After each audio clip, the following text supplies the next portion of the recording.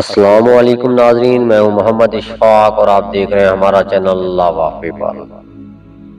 ناظرین، یہ کہانی نوجوان محمد بن مرسل سعودی عرب کے شہر نجران کے رہنے والے کی ہے۔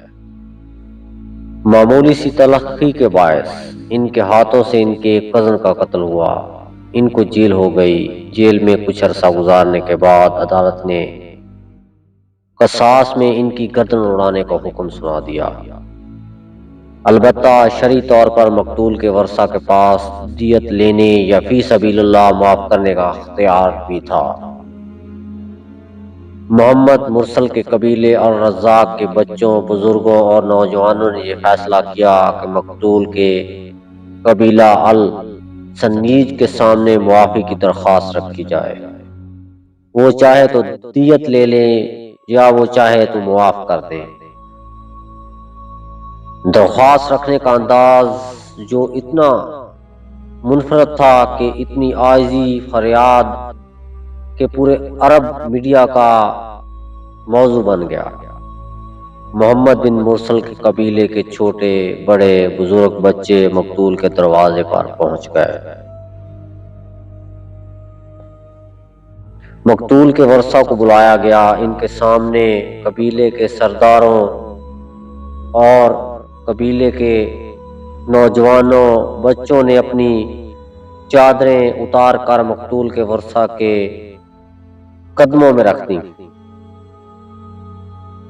اپنی چادروں سے گھٹنوں کو باندھ کر زمین پر لیٹ گئے۔ اپنے سروں پر مٹی ڈالی۔ شاعر نے معافی پر قصیدے پڑھے۔ مقتول کے ننھے بچوں نے یوں معافی کی استدعا کی کہ جگر کٹ جائے۔ جو اور جتنی چاہے دیت کی پیشکش کی گئی۔ پورے سعودی عرب بول پڑا کہ معاف کیا جانا چاہیے۔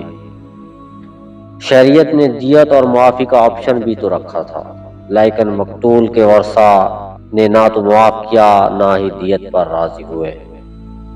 چنانچہ 20 ستمبر کو نوجوان محمد بن مرسل کی گردن قصاص میں اڑا دی گئی۔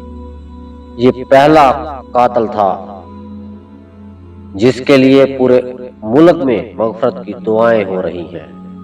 لوگ ہمدردی کا اظہار کر رہے ہیں، لیکن سعودی عرب قانون اپنی جگہ کتنا مضبوط ہے کہ سب کچھ ہونے کے باوجود نافذ ہوا۔